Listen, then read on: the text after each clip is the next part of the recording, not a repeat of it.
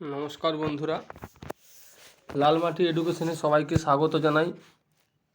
Target 20,000 জিকের যে practice set পর্বটি আমরা শুরু করেছি, আজ তার পার্ট 5।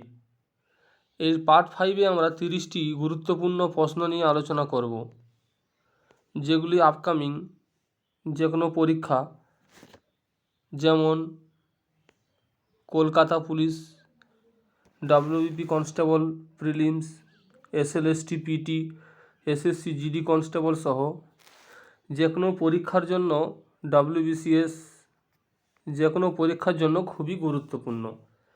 তো 20,000 যে জিকে টার্গেট নিয়ে আমরা সেশনটি শুরু করেছি, আজ তার পার্ট 5। এখানে গুরুত্বপূর্ণ 30টি প্রশ্ন রয়েছে, আমরা শুরু করব। তো কথা না বাড়িয়ে চলে যাব আমরা সরাসরি প্রশ্নে। কি রয়েছে দেখে নেব আজকে আমাদের প্রথম প্রশ্ন। তো বন্ধুরা, ভারতের নদ নদী থেকে একটি অত্যন্ত গুরুত্বপূর্ণ প্রশ্ন রয়েছে, দেখে নেব কি রয়েছে আমাদের গুরুত্বপূর্ণ প্রথমের প্রশ্নটি হচ্ছে, নিম্নলিখিত নদীগুলোকে দক্ষিণ থেকে উত্তরে সাজাতে হবে। নিম্নলিখিত নদীগুলিকে দক্ষিণ থেকে উত্তরে সাজাতে হবে। তো বন্ধুরা, এই প্রশ্নটি উত্তর করতে গেলে আমাদেরকে ভারতের নদী সম্পর্কে একটা ধারণা থাকা প্রয়োজন, বা ধারণাটা তৈরি করে নিতে হবে। এইখানে যে সমস্ত নদীগুলোর নাম দেওয়া হয়েছে বন্ধুরা, এগুলো সবই সিন্ধুর উপনদী। কার?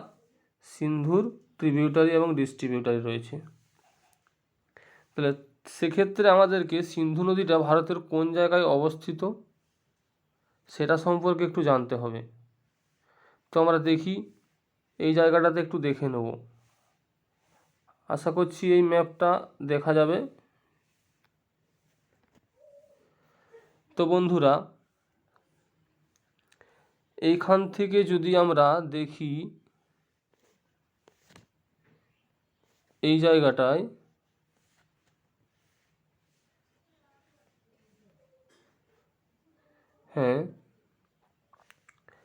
কি বলেছে প্রশ্নটাতে, দক্ষিণ থেকে উত্তরে সাজাতে হবে। তাহলে এই দিকটা যদি আমাদের দক্ষিণ হয়, এ পাশটা যদি আমাদের উত্তর হয়, তাহলে আমরা প্রথমে কি দেখতে পাবো? প্রথমে দেখতে পাবো সুতলেজ বা শতদ্রু নদীকে, তারপর দেখতে পাবো বিয়াস বা বিতস্তা নদীকে, তারপর রাবি, তারপর চেনাব, তারপর ঝিলাম।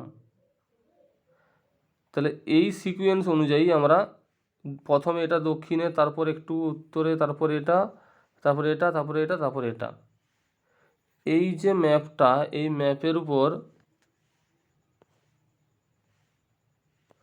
ভিত্তি করে আমাদেরকে এই প্রশ্নটার উত্তর করতে হবে। তাহলে প্রথমে কি রয়েছে? সর্বদক্ষিণে সুতলেজ, তারপর রয়েছে বিয়াস বা বিতস্তা, তারপর রাভি বা ইরাবতী, তারপর রয়েছে চেনাব, তারপর ঝিলাম। তাহলে আমরা এখন চলে যাব প্রশ্নে, কি রয়েছে একটু দেখে নিই। প্রশ্নে বলা হয়েছে যে তাহলে অপশান এতে সুতলেজ, বিয়াস, রাভি, চেনাব, ঝিলাম। তো বন্ধুরা, এই প্রশ্নের সঠিক উত্তর হয়ে যাবে কি? সুতলেজ, বিয়াস, ঝিলাম, রাভি, অপশান এ। এই প্রশ্নের সঠিক উত্তর হবে অপশান এ। তো চলে যাব আমরা নেক্সট প্রশ্নে, কি রয়েছে দেখে নিই। নেক্সট প্রশ্ন রয়েছে, ভারতের হ্রদ থেকে একটি গুরুত্বপূর্ণ প্রশ্ন। লোনার লেক বা লুনার হ্রদটি কী ধরনের হ্রদ? হ্রদের সৃষ্টি এবং গঠন অনুসারে হ্রদকে বিভিন্ন ভাগে ভাগ করা হয়। যেমন আমরা দেখি যে চিল্কা যেহেতু এক পাশটা সমুদ্রের সঙ্গে সমুদ্রের দিকে উন্মুক্ত থাকে আর 3 দিক স্থলভাগ দ্বারা বেষ্টিত, সেই জন্য চিল্কাকে লেগুন বলা হয়। কি বলা হয়? চিল্কাকে লেগুন বলা হয়। আর চিল্কা হচ্ছে আমাদের কি? ভারতের বৃহত্তম লেগুন। সেরকম সৃষ্টির কারণ অনুযায়ীও হ্রদগুলোকে ভাগ করা হয়।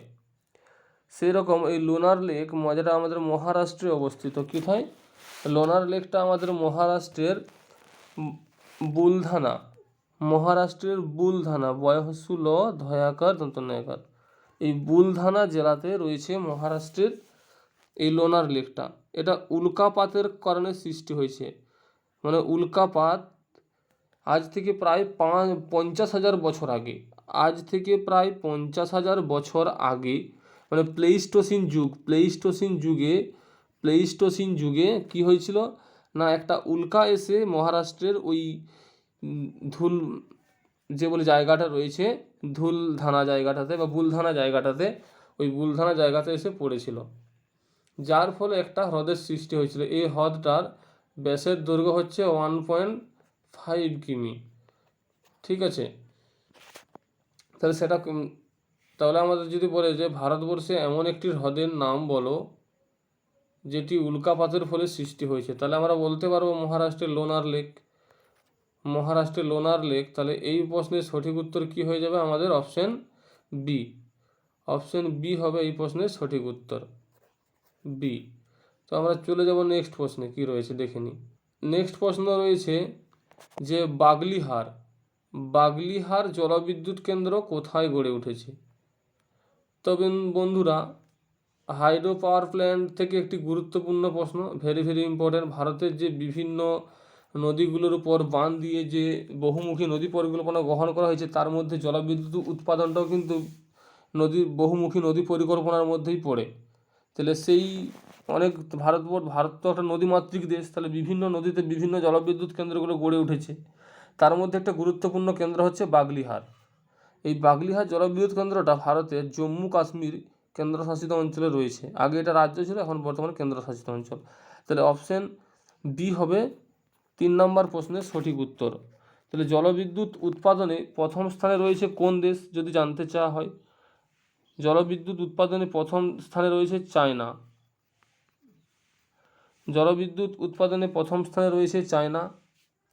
আর জলবিদ্যুৎ উৎপাদনে ভারতের স্থান হচ্ছে 7ম। তাহলে জলবিদ্যুৎ উৎপাদনে ভারতের স্থান কত? জলবিদ্যুৎ উৎপাদনে ভারতের স্থান হলো 7ম। তাহলে ভারতের প্রথম জলবিদ্যুৎ কেন্দ্র কোথায় গড়ে ওঠে? দার্জিলিংয়ের সিদ্রাপঙে। কোথায়? দার্জিলিংয়ের সিদ্রাপঙে 1898 খ্রিস্টাব্দে। 1898 খ্রিস্টাব্দে দার্জিলিংয়ের সিদ্রাপঙে কী গড়ে উঠেছিল? প্রথম জলবিদ্যুৎ কেন্দ্র গড়ে উঠেছিল। মহারাষ্ট্রের কোয়না হচ্ছে ভারতের বৃহত্তম জলবিদ্যুৎ কেন্দ্র। কোথায়? মহারাষ্ট্রের কোয়না হচ্ছে ভারতের বৃহত্তম জলবিদ্যুৎ উৎপাদন কেন্দ্র। তো বন্ধুরা, এই ছিল এই প্রশ্নের বিস্তারিত আলোচনা। তাহলে কী হবে? বাগলিহার জলবিদ্যুৎ কেন্দ্রটা আমাদের জম্মু কাশ্মীরে অবস্থিত। 3-এর সঠিক উত্তর হবে বি। তো চলে যাব নেক্সট প্রশ্নে আমরা। তো নেক্সট প্রশ্ন রয়েছে যে হিমশৈলর কত অংশ জলের উপর থাকে? তাহলে বন্ধুরা, হিমশৈলটা কী জিনিস? সমুদ্রে বড় বড় ভাসমান বরফের যে চাই, সমুদ্রে যে বড় বড় ভাসমান বরফের চাই, এই ভাসমান বরফের চাই বা ভাসমান বরফের টুকরোকে বলা হয় হিমশৈল। তাহলে সেই হিমশৈলের কত অংশ ওপরে থাকে আর কত অংশ সমুদ্রের জলের নিচে থাকে? শতকরা 9 ভাগ। যদি টোটাল হিমশৈলটাকে 9 ভাগে ভাগ করা হয়, তার 1 ভাগ থাকে জলের উপরে আর 9 ভাগ থাকে জলের নিচে। বন্ধুরা, এই কারণেই কিন্তু টাইটানিক যে জাহাজটা ছিল, সেই জাহাজটা এই হিমশৈলের সঙ্গে ধাক্কা খেয়েই কিন্তু বিপর্যস্ত হয়েছিল এবং ডুবে গিয়েছিল। তাহলে এই প্রশ্নের সঠিক উত্তর হবে কি? অপশন ডি, 9 ভাগের 1 ভাগ, অর্থাৎ 1/9 জলের উপরের অংশে থাকে। অপশন ডি হবে 4-এর দাগের সঠিক উত্তর। অপশন ডি হবে 4-এর দাগের সঠিক উত্তর। তো চলে যাই নেক্সট প্রশ্নে, কি রয়েছে দেখে নিই। তো বন্ধুরা, ভারতের নদ নদী থেকে আরও একটি গুরুত্বপূর্ণ প্রশ্ন রয়েছে, হচ্ছে ওয়েন গঙ্গা কোন নদীর উপনদী? খুব সুন্দর একটি প্রশ্ন, গুরুত্বপূর্ণ একটি প্রশ্ন ভারতের নদ নদী থেকে। ওয়েন গঙ্গা তাহলে কার উপনদী? Option A Narmada, option B Kaveri, option C Sabarmati, option D Godavari. তাহলে বন্ধুরা, এই প্রশ্নের সঠিক উত্তর হয়ে যাবে গোদাবরী। তো বন্ধুরা, আমরা জানি গোদাবরীকে কি বলা হয়? গোদাবরীকে দক্ষিণ ভারতের গঙ্গা বলা হয়। দক্ষিণ ভারতের গঙ্গা বলা হয়। এটা হচ্ছে লম্বার বিচারে, দৈর্ঘ্যের বিচারে গোদাবরীকে দক্ষিণ ভারতের গঙ্গা বলা হয়। আবার কাবেরীকে বলা হয় পবিত্র নদী। দক্ষিণ ভারতের পবিত্র নদী। তো বন্ধুরা, এই গোদাবরী নদীর আরও বেশ কয়েকটা উপনদী রয়েছে, যেমন মঞ্জরা, পেনগঙ্গা, ওয়েনগঙ্গা, পূর্ণা, ওয়ার্ধা, ইন্দ্রাবতী ইত্যাদি। এই সমস্ত নদীগুলো হচ্ছে গোদাবরীর উপনদী বন্ধুরা। তো আমাদেরকে আরও একটা জিনিস ভালো করে খেয়াল রাখতে হবে যে এই গোদাবরী নদীর তীরে একটা গুরুত্বপূর্ণ শহর আছে, সেটা হচ্ছে নাসিক। এই নাসিক শহরটা বন্ধুরা কোন নদীর তীরে গড়ে উঠেছে? গোদাবরী। তাহলে এই ছিল একটা 5 নম্বর প্রশ্নের বিস্তারিত ব্যাখ্যা। তো চলে যাব বন্ধুরা আমরা নেক্সট প্রশ্নে। তো অর্থনীতি থেকে একটি গুরুত্বপূর্ণ প্রশ্ন বলছে, ভারতের রাজস্ব নীতি প্রণয়ন করে কে? ভারতের রাজস্ব নীতি প্রণয়ন করে কে? রিজার্ভ ব্যাংক, পরিকল্পনা কমিশন, অর্থ কমিশন না সেবি? তাহলে কি হবে? এখানে সঠিক উত্তর হয়ে যাবে অপশান সি। 6 দাগে সঠিক উত্তর হয়ে যাবে কি? অপশান সি, অর্থ কমিশন। তাহলে বন্ধুরা সংবিধানের 280 নম্বর ধারায় কি? 280 নম্বর ধারায় অর্থ কমিশন গঠনের কথা বলা আছে। তাহলে অর্থ কমিশন প্রতি 5 বছর অন্তর গঠিত করা হয়। সংবিধানের সেটা 280 নম্বর ধারাতে উল্লেখ করা রয়েছে। রাষ্ট্রপতি এই অর্থ কমিশনের সদস্যদের মনোনয়ন করে বা নিয়োগ করেন। রাষ্ট্রপতি কি করে? এই অর্থ কমিশনের সদস্যদের নিয়োগ করেন। একজন চেয়ারপারসন সহ 4 জন সদস্য থাকে। একজন চেয়ারপারসন সহ 4 জন সদস্য থাকে এই অর্থ কমিশনের। তাহলে এই অর্থ কমিশনের বর্তমান চেয়ারপারসনের নাম হচ্ছে Nandakishore Singh. Very very important. তাহলে অর্থ কমিশনের বর্তমান চেয়ারপারসন কে? নন্দকিশোর সিং। তাহলে অর্থ কমিশনের সদস্যদের কে নিয়োগ করেন? রাষ্ট্রপতি নিয়োগ করেন। কত বছর অন্তর অন্তর অর্থ কমিশন গঠিত হয়? 5 বছর অন্তর অর্থ কমিশন গঠিত হয়। তাহলে কজন সদস্য থেকে? 4 জন সদস্য এবং একজন চেয়ারপারসন থাকে। সংবিধানের কত নম্বর ধারায় অর্থ কমিশন সম্পর্কে বলা রয়েছে? সংবিধানের 280 নম্বর ধারায় অর্থ কমিশন সম্পর্কে বলা রয়েছে। তো আমরা চলে যাব নেক্সট প্রশ্নে। তো বন্ধুরা নেক্সট প্রশ্নে যাওয়ার আগে রয়েছে একটি গুরুত্বপূর্ণ ঘোষণা। যদি আমাদের চ্যানেলে কেউ নতুন হয়ে থাকো আর চ্যানেলটির প্রশ্নগুলি যদি আপনাদের উপকারে লেগে থাকে তাহলে অবশ্যই সাবস্ক্রাইব করবেন এবং অল নোটিফিকেশানটিকে অন করে রাখবেন, যাতে করে নতুন কোনো ভিডিও আপলোড হলে সবার আগে আপনি নোটিফিকেশানটি পেয়ে যান। আর যদি সত্যি ভিডিওটি আপনাদের উপকারে লেগে থাকে তাহলে অবশ্যই একটি লাইক করে আমাদের পাশে থাকবেন, কারণ আপনাদের একটি লাইক আমাদেরকে পরবর্তী ভিডিও বানানোর জন্য উৎসাহ প্রদান করে। আর যদি এই প্রশ্ন আলোচনার মাধ্যমে কোনো ভুল ত্রুটি হয়ে থাকে তাহলে কমেন্ট সেকশনে গিয়ে কমেন্ট করে জানাবেন। আমরা অবশ্যই আপনাদের কমেন্টগুলি যত্ন সহকারে পড়ব এবং রিপ্লাই দেওয়ার চেষ্টা করব। আর যদি ভালো লেগে থাকে তাও কমেন্ট করে জানাবেন। তো বন্ধুরা কথা বেশি না বাড়িয়ে চলে যাব নেক্সট প্রশ্নে। প্রশ্ন আছে বন্ধুরা, মদনমোহন মালব্যকে কে মহাত্মা উপাধিতে ভূষিত করেন? মদনমোহন মালব্যকে কে মহাত্মা উপাধিতে ভূষিত করেন? এটা হবে রবীন্দ্রনাথ ঠাকুর। রবীন্দ্রনাথ ঠাকুর মদনমোহন মালব্যকে কি করেছিলেন? মহাত্মা উপাধিতে ভূষিত করেছিলেন। তো বন্ধুরা রবীন্দ্রনাথ ঠাকুরকে আমরা বিশ্বকবি বলি। তিনি প্রথম এশিয়ার মধ্যে সাহিত্য নোবেল পেয়েছিলেন। আর বন্ধুরা অপশান বিতে গোপালকৃষ্ণ গোখলে রয়েছেন। ইনি ছিলেন গান্ধীজির রাজনৈতিক গুরু। গান্ধীজির রাজনৈতিক গুরু ছিলেন কে? গোপালকৃষ্ণ গোখলে। আবার গান্ধীজির আধ্যাত্মিক গুরু ছিলেন লিও টলস্টয়। বালগঙ্গাধর তিলককে বলা হয় বন্ধুরা বিশৃঙ্খলার মানব। আর দাদাভাই নৌরোজিকে কি বলা হয়? সম্পদের বহির্গমন তত্ত্বের প্রবক্তাকে দাদাভাই নৌরোজিকে আবার গ্র্যান্ড ওল্ডম্যানও বলা হয়, মহান বৃদ্ধ মানুষও বলা হয়। তাহলে মদনমোহন মালব্যকে মহাত্মা উপাধিতে ভূষিত করেন কে? রবীন্দ্রনাথ ঠাকুর। 7-এর উত্তর হবে অপশান এ। 7-এর উত্তর হবে কি? Option A. তো এই মদনমোহন মালব্য 2015 সালে বন্ধুরা 2015 সালে এই মদনমোহন মালব্যকে মরণোত্তর ভারতরত্ন পুরস্কারে ভূষিত করা হয়। ইনি বেনারসে হিন্দু বিশ্ববিদ্যালয় প্রতিষ্ঠা করেছিলেন। এটা আগের দিনকে ক্লাসে আলোচনা করা হয়েছিল মনে হয়। তাহলে মদনমোহন মালব্যকে 2015 সালে কি মরণোত্তর ভারতরত্ন পুরস্কার দেওয়া হয়? তিনি বেনারসে কি করেছিলেন? হিন্দু বিশ্ববিদ্যালয় প্রতিষ্ঠা করেছিলেন। তাহলে তাকে মহাত্মা উপাধি কে দিয়েছিলেন? রবীন্দ্রনাথ ঠাকুর, বিশ্বকবি রবীন্দ্রনাথ ঠাকুর। তো বন্ধুরা চলে যাব নেক্সট প্রশ্নে।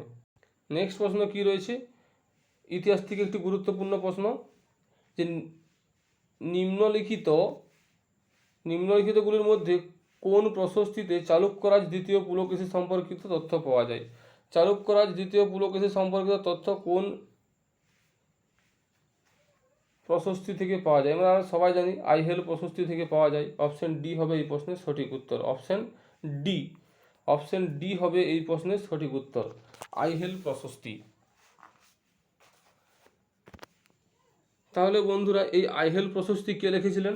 এই দ্বিতীয় পুলকেশীর একজন সভাকবি ছিলেন, ইনি সংস্কৃত ভাষায় পণ্ডিত ছিলেন, যার নাম রবি কীর্তি। যার নাম কি? রবি কীর্তি। ইনি সংস্কৃত ভাষায় পণ্ডিত ছিলেন, ইনি সংস্কৃত ভাষাতে এই আইহেল প্রশস্তিটা লিখেছিলেন। এটি কোন ভাষায় রচিত? সংস্কৃত ভাষায় রচিত। তাহলে কোথায় পাওয়া গেছে বন্ধুরা? কর্ণাটকের আইহেলে। কর্ণাটকের আইহেলে এটি, কর্ণাটকের আইহেলে একটি জৈন মন্দিরে, একটি জৈন মন্দিরের দেওয়ালে এই আইহেল প্রশস্তিকে খোদাই করা রয়েছে, তার চিহ্ন পাওয়া গেছে। এটি রচনা করেছিলেন কে? রবি কীর্তি। কে লিখেছিলেন? দ্বিতীয় পুলকেশীর সভাকবি রবি কীর্তি লিখেছিলেন আইহেল প্রশস্তি, সংস্কৃত ভাষায় রচিত। চলে যাব নেক্সট প্রশ্নে। বন্ধুরা ইতিহাস থেকে আরও একটি গুরুত্বপূর্ণ প্রশ্ন, পুরানা কেল্লা বা পুরানি কেল্লা কে নির্মাণ করেছিলেন? হুমায়ুন, জাহাঙ্গীর, শেরশাহ, ঔরঙ্গজেব? এই প্রশ্নের সঠিক উত্তর হবে শেরশাহ। শেরশাহ। ভারতীয় ইতিহাসে শেরশাহের কিন্তু বিশেষ কয়েকটা জায়গায় অবদান রয়েছে, কারণ উনি তৈরি করেছিলেন জিটি রোড। উনি কি তৈরি করেছিলেন? GT road, grand trunk road, যার পূর্ব নাম ছিল সড়ক ই আজম, অর্থাৎ স্বর্গের রাস্তা। উনি কি তৈরি করেছিলেন? জিটি রোড, যার পূর্ব নাম ছিল সড়ক ই আজম। উনি আবার ঘোড়ার পিঠে ডাক ব্যবস্থার প্রবর্তন করেছিলেন। উনি পাট্টা কাবুলিয়তের প্রবর্তন করেছিলেন। চলে যাব আমরা নেক্সট প্রশ্নে, কি রয়েছে দেখে নিই। নেক্সট প্রশ্ন কি রয়েছে? পঞ্চায়েত সমিতির বাজেট অনুমোদন করে কে? পঞ্চায়েত সমিতির বাজেট অনুমোদন করে মহকুমার শাসক, জেলা শাসক, মুখ্যমন্ত্রী না জেলা পরিষদ? তো বন্ধুরা 10-এর সঠিক উত্তর হয়ে যাবে অপশন ডি। অপশন ডি, জেলা প্রশাসক। 10-এর প্রশ্নের সঠিক উত্তর হবে অপশন ডি, জেলা প্রশাসক, জেলা পরিষদ। জেলা পরিষদ, জেলা পরিষদ হবে এই প্রশ্নের সঠিক উত্তর। চলে যাব নেক্সট প্রশ্নে। নেক্সট প্রশ্ন আমাদের সাধারণ বিজ্ঞান থেকে রয়েছে, যে দুটি পরমাণুর সংযোগস্থলে কোন শক্তি সঞ্চিত থাকে? দুটি পরমাণুর সংযোগস্থলে কোন শক্তি সঞ্চিত থাকে? রাসায়নিক শক্তি, পারমাণবিক শক্তি, তাপ শক্তি না পোটেনশিয়াল এনার্জি? তো বন্ধুরা সঠিক উত্তর কি হবে? এখানে সঠিক উত্তর হবে রাসায়নিক শক্তি। 11 নম্বর প্রশ্নের সঠিক উত্তর হবে অপশন এ, রাসায়নিক শক্তি। তো বন্ধুরা চলে যাব নেক্সট প্রশ্নে। ভাইরাস ও রোগ জীবাণু থেকে একটি গুরুত্বপূর্ণ প্রশ্ন, কি বলেছে? সিফিলিস। সিফিলিস রোগ কী কারণে হয়? এটি একটি ব্যাকটেরিয়া ঘটিত রোগ বন্ধুরা। সিফিলিস একটি ব্যাকটেরিয়া ঘটিত রোগ। তাহলে কোন ব্যাকটেরিয়াটা এই রোগটা সৃষ্টি করে? ব্যাকটেরিয়াটার নাম হচ্ছে স্পিরোসেট। কি বন্ধুরা? স্পিরোসেট নামে একটা ব্যাকটেরিয়া, যেটা এই সিফিলিসিস রোগটি সৃষ্টি করে। এটি একটি যৌন সংক্রামকজনিত রোগ। এই রোগটা যৌন সংক্রমণের দ্বারাই সব থেকে বেশি ছড়ায়। তো আমরা চলে যাব নেক্সট প্রশ্নে, কি রয়েছে দেখে নিই। নিচের কোনটি মহাত্মা গান্ধীর দ্বারা শুরু করা প্রথম গণ আন্দোলন? মহাত্মা গান্ধীর দ্বারা শুরু করা প্রথম গণ আন্দোলন। বন্ধুরা এই জায়গাটা আমাদেরকে মাথায় রাখতে হবে, গণ আন্দোলন।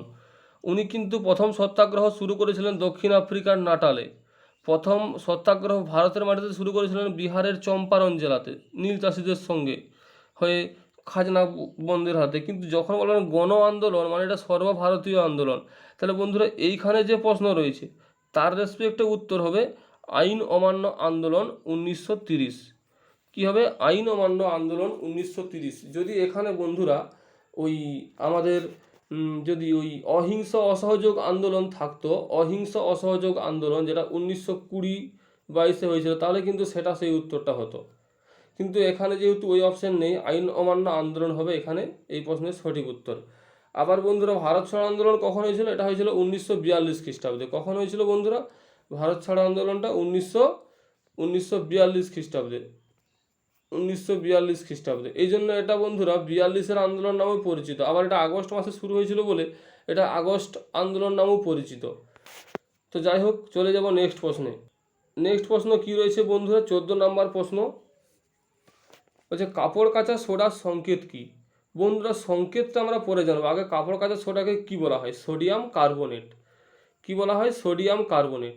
তাহলে এর সংকেত কি হবে বন্ধুরা? এর সংকেত হবে Na2CO3 10H2O।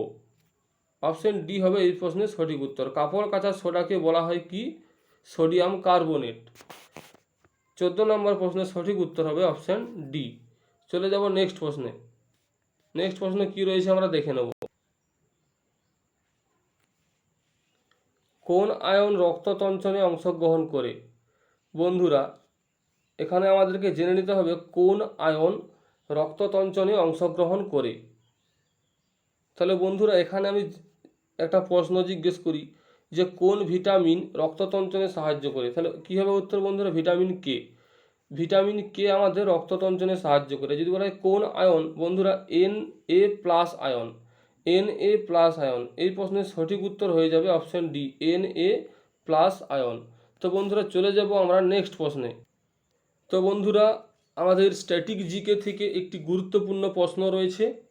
বলছে ইউএনও এর মোটো কি? Live for all, it's your world, no war, না পেস? তো এই প্রশ্নের সঠিক উত্তর হয়ে যাবে অপশান বি। ইউএনও এর মোটো হলো it's your world. It's your world. তাহলে ইউএনওর ফুল ফর্ম কি? United nation organisation. United nation organisation, যেটা 1945 সালে প্রতিষ্ঠিত হয়েছিল। তো বন্ধুরা একটা হোমওয়ার্ক দিচ্ছি আমি আপনাদের, সেটা হচ্ছে যে ইউএনও এর সদর দপ্তর কোথায়, হেডকোয়ার্টার কোথায়, এর হেডকোয়ার্টার কোথায় রয়েছে। তো চলে যাব নেক্সট প্রশ্নে। তো বন্ধুরা প্রশ্ন রয়েছে যে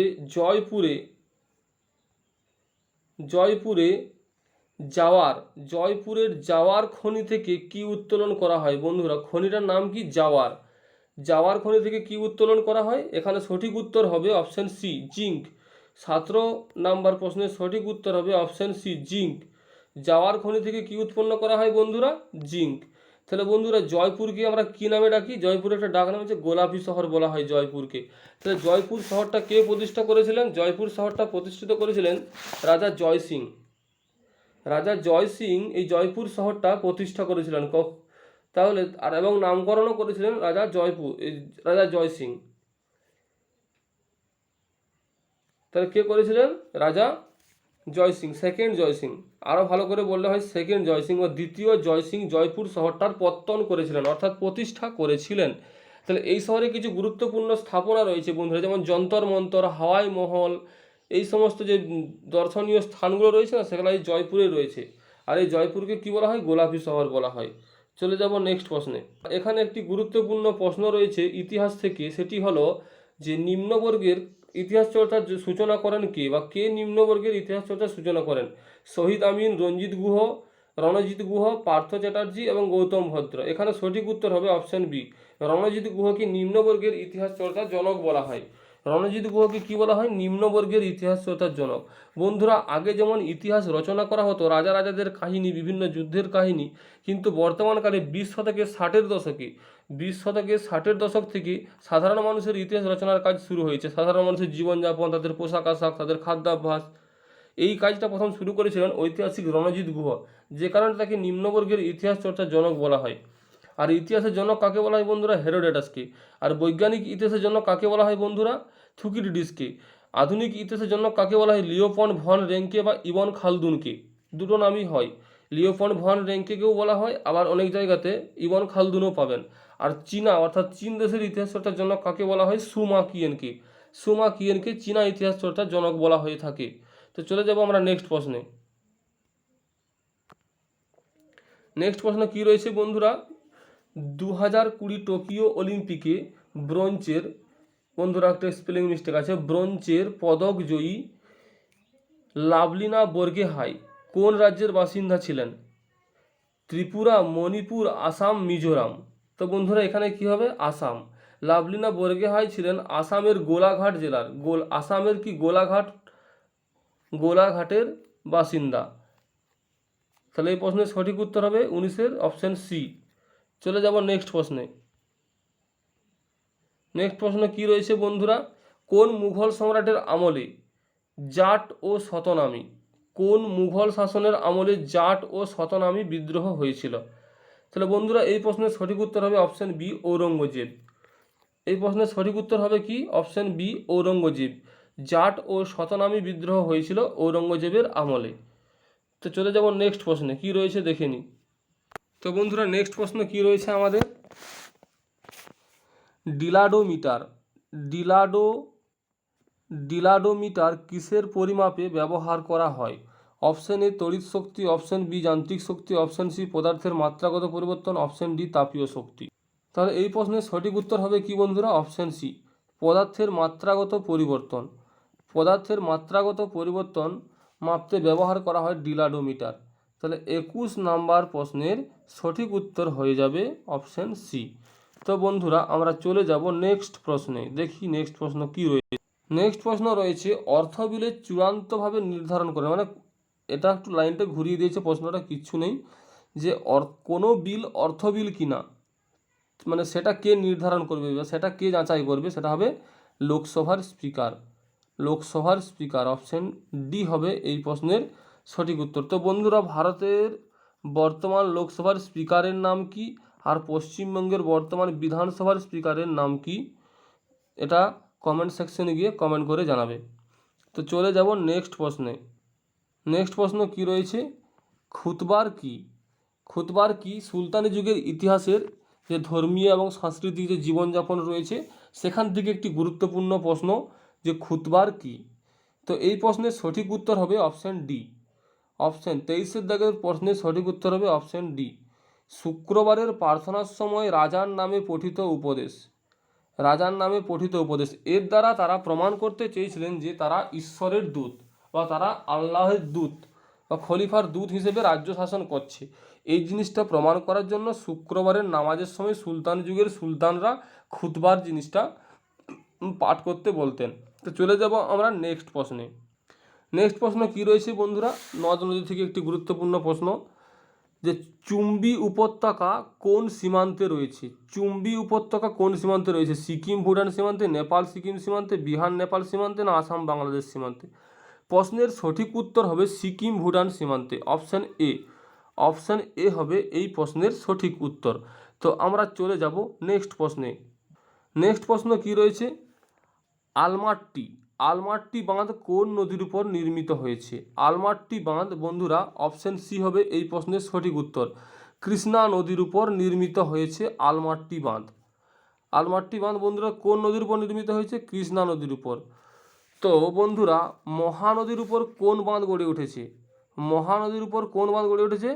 মহানদীর উপর হীরাকুন্দ বাঁধ গড়ে উঠেছে, উড়িষ্যার হীরাকুন্দ বাঁধ। হীরাকুন্দ বাঁধ মহানদীর উপর গড়ে উঠেছে। তো বন্ধুরা চলে যাব আমরা নেক্সট প্রশ্নে, দেখি কি রয়েছে।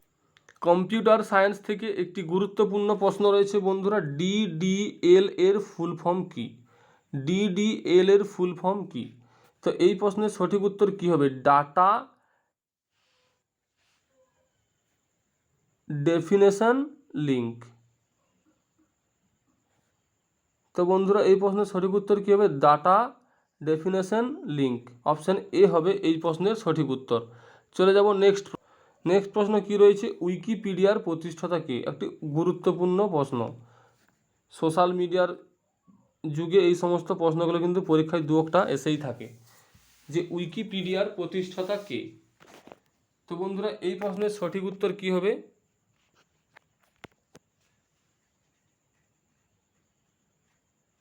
তো বন্ধুরা এই প্রশ্নের সঠিক উত্তর হবে অপশান এ, রিচার্ড ব্রেথওয়েট।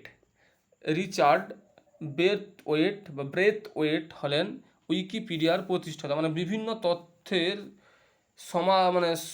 সমাহার যাকে বলে, গুগলে যে কোনো তথ্য উইকিপিডিয়া থেকে আমরা সংগ্রহ করি, কারণ ওইটাকে আমরা অনেকটাই অথেন্টিক বলে মনে করি, যুক্তিযুক্ত বলে মনে করি। সেই উইকিপিডিয়ার প্রতিষ্ঠাতা হলেন রিচার্ড ব্রেথওয়েট। তো চলে যাব বন্ধুরা আমরা নেক্সট প্রশ্নে। ইতিহাস থেকে আবার একটি গুরুত্বপূর্ণ প্রশ্ন রয়েছে, যে পাট্টা ও কাবুলিয়ত প্রথার প্রবর্তন করেন কে? পাট্টা ও কাবুলিয়ত প্রথার প্রবর্তন করেন কে? Option A Sher Shah, option B Ghiyasuddin Muhammad Shah, option C Bahlullah Lodi, option D Humayun. পাট্টা ও কাবুলিয়ত প্রথার প্রবর্তন করেছিলেন শের শাহ। পাট্টা ও কাবুলিয়ত প্রথার প্রবর্তন করেছিলেন কে? বন্ধুরা, শের শাহ। পাট্টা ও কাবুলিয়ত প্রথার প্রবর্তন করেছিলেন শের শাহ। এটা জমি প্রদান সংক্রান্ত একটা প্রথা।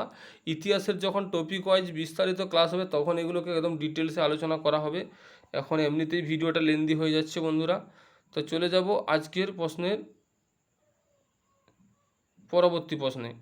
পরবর্তী প্রশ্ন কি রয়েছে? বিজয়নগর রাজ্যের রাজধানী কোন বিজয়নগর রাজ্যের রাজধানীর নাম কি? Option A Mahishur, option B Aihole, option C Hampi, option D Kanchipuram. তো বন্ধুরা এই প্রশ্নের সঠিক উত্তর হবে অপশন সি হাম্পি। হাম্পি হচ্ছে এই প্রশ্নের সঠিক উত্তর। তাহলে বন্ধুরা বিজয়নগর যে সাম্রাজ্যটা সেটা প্রতিষ্ঠা করেছিলেন কি? হরিহর ও বুক্কা। হরিহর ও বুক্কা নামে দুই ব্যক্তি এই বিজয়নগর রাজ্য প্রতিষ্ঠা করেছিলেন। আর বিজয়নগর সাম্রাজ্যের সর্বশ্রেষ্ঠ নরপতি ছিলেন কৃষ্ণদেব রায়। তাহলে কি বন্ধুরা, বিজয়নগর সাম্রাজ্যের সর্বশ্রেষ্ঠ নরপতি ছিলেন কৃষ্ণদেব রায়। বিজয়নগর সাম্রাজ্য প্রতিষ্ঠা করেছিলেন হরিহর ও বুক্কা। বিজয়নগরের রাজধানীর নাম হচ্ছে হাম্পি। আর কৃষ্ণদেব রায় আমুক্ত মাল্যদা নামে একটি গ্রন্থ লিখেছিলেন। আমুক্ত মাল্যদা নামে একটি গ্রন্থ লিখেছিলেন। তো বন্ধুরা চলে যাব নেক্সট প্রশ্নে। আজকের শেষ প্রশ্ন, কোন মুঘল বাদশাহের সমাধি বর্তমান পাকিস্তানে রয়েছে? বন্ধুরা একটি গুরুত্বপূর্ণ প্রশ্ন, জাহাঙ্গীর। জাহাঙ্গীরের সমাধি বর্তমান পাকিস্তানে রয়েছে বন্ধুরা। জাহাঙ্গীরের সমাধি বর্তমান পাকিস্তানে রয়েছে। তো ছিল বন্ধুরা আজকের পর্বের 30টি প্রশ্ন, অত্যন্ত গুরুত্বপূর্ণ বাছাই করা 30টি প্রশ্ন, যেগুলো প্রত্যেকটি পরীক্ষার জন্য খুবই গুরুত্বপূর্ণ। তো বন্ধুরা যদি ভিডিওটি হেল্পফুল হয়ে থাকে অবশ্যই সাবস্ক্রাইব করে আমাদের পাশে থাকবেন আর অল নোটিফিকেশানটি অন করে রাখবেন, যাতে করে ভিডিও লোডের নোটিফিকেশানটি আপনি সবার আগে পেয়ে যান। আর যদি ভিডিওটি আপনার হেল্পফুল হয়ে থাকে অবশ্যই লাইক করবেন, লাইক করে আমাদের পাশে থাকবেন। আপনাদের একটা লাইক আমাদেরকে পরবর্তী ভিডিও বানাতে উৎসাহ জাগায়। আর যদি কোনো ভুল ত্রুটি হয়ে থাকে কমেন্ট করে জানাবেন, বা কোনো প্রশ্ন যদি জানার থাকে বা কোনো প্রশ্ন যদি ভুল উত্তর দেওয়া হয়ে থাকে অবশ্যই কমেন্ট করবে। কমেন্ট সেকশন খোলা রয়েছে তোমাদের জন্য। আর এই সমস্ত ক্লাসের পিডিএফ লিঙ্ক একদম ফ্রিতে পাওয়ার জন্য, এই সমস্ত ক্লাসের বন্ধুরা কোনো রকম পেমেন্ট ছাড়াই ফ্রিতে পাওয়ার জন্য আমাদের টেলিগ্রাম ডেসক্রিপশনে লিঙ্ক দেওয়া রয়েছে। সেখান থেকে তোমরা টেলিগ্রাম গ্রুপে জয়েন হয়ে যেতে পারো, যেখানে নিয়মিত মক টেস্ট দিতে পারবে, কুইজ অংশগ্রহণ করতে পারবে, আর এই ক্লাসের পিডিএফগুলো পেয়ে যাবে সেখান থেকে। তবে বন্ধুরা এই ছিল আজকের আলোচনা। তো সবাইকে ভিডিওটি শেষ পর্যন্ত দেখার জন্য অসংখ্য ধন্যবাদ।